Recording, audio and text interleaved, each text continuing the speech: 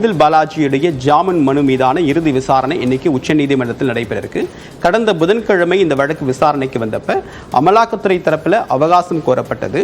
அடுத்த நாள் ஒத்தி வைக்கலாமா அப்படின்னு கேட்டப்ப அமலாக்கத்துறை தரப்புல ஆஜரான வழக்கறிஞர் இல்ல எனக்கு வியாழக்கிழமை வேறொரு முக்கியமான வழக்கு இருக்கு, அதன் காரணமா இந்த வழக்கை இன்னொரு நாள் ஒத்தி வைக்கலாம் அப்படின்னு சொல்லி கேட்ட நிலையில செந்தில் பாலாஜி தரப்புல கடுமையான ஆட்சேபனை தெரிவிக்கப்பட்டது. எத்தனை நாட்கள் தான் இப்படி நீங்க தொடர்ந்து ஒத்தி வைக்க கேட்பீங்க அப்படின்னு சொல்லிட்டு கடுமையான ஆட்சேபனை தெரிவிக்கப்பட்டது.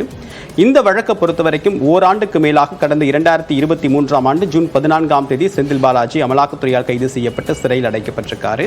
அதற்கு பிறகு அவருடைய அமைச்சர் பதவியும் ராஜினாமா செய்த நிலையில் அவர் இப்போ வரைக்கும் சிறையில் இருக்காரு.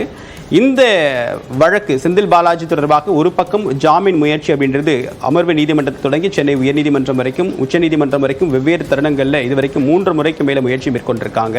ஆனால் இந்த 3 முறையும் அவருடைய மனு ஏற்கனவே நிராகரிக்கப்பட்டிருக்கு. அதுக்கு மிக முக்கியமான காரணம் அமலாக்கத்துறையுடைய கடும் எதிர்ப்பு தான். இந்த இடைப்பட்ட நேரத்தில் சென்னை உயர்நீதிமன்றத்தில் ஒரு வழக்கு விசாரணை வந்தப்போ செந்தில் பாலாஜி வழக்கு விசாரணை வந்தப்போ ஒரு 4 மாதங்களில் இந்த வழக்கு விசாரித்து முடிங்க அப்படின்ற ஒரு டெட்லைனையும் சென்னை உயர்நீதிமன்றம் கொடுத்திருக்கு.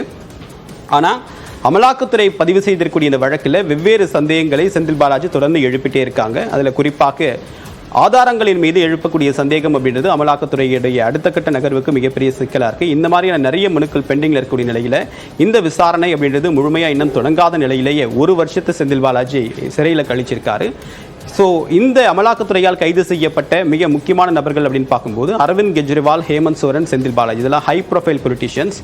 இவங்க அண்மையில் இதே வழக்கில் இதே பிரிவில் கைது செய்யப்பட்டிருந்தாலும் கூட ஹேமந்த் சோரனை ஜார்க்கண்ட் உயர்நீதிமன்றம் அண்மையில் ஜாமீனில் விடுவிச்சு அவர் மீண்டும் முதலமைச்சராக பொறுப்பேற்றுக் கொண்டார். தேர்தல் நேரத்தில் அரவிந்த் கெஜ்ரிவாலுக்கு ஜாமீன் அப்படின்னு கொடுக்கப்பட்டது. இப்போ இந்த 2 எக்ஸப்ஷனல் கேஸ் அப்படின்னு நம்ம பார்க்கலாம். செந்தில் பாலாஜி தொடர்ச்சியாக ஓராண்டுக்கு மேலே சிறையில் இருக்கக்கூடிய நிலையில் இந்த இறுதி விசாரணையில் அவருக்கு ஜாமீன் கிடைப்பதற்கான வாய்ப்பு இருக்கா, இந்த 2 கேஸையும் அவங்க ப்ரியர் ஹிஸ்டரியாக எடுத்துப்பாங்களா அப்படின்ற விஷயத்தை நம்ம பார்க்க முடியுது. ஸோ சென்னை உயர்நீதிமன்றமும் சரி உச்சநீதிமன்றமும் சரி இந்த PMLA கேஸில் கடந்த காலங்களில் இருந்து அதே இறுக்கமான பார்வை இப்பவும் கொண்டிருக்குமா அப்படின்றத நம்ம கவனிக்க வேண்டிய விஷயமா இருக்குது. இதான் நம்ம செந்தில் பாலாஜி விஷயத்தில் இன்னைக்கு நடக்கக்கூடிய விசாரணையில் முக்கியமாக கவனிக்க வேண்டிய ஒரு பார்வையாக இருக்குது.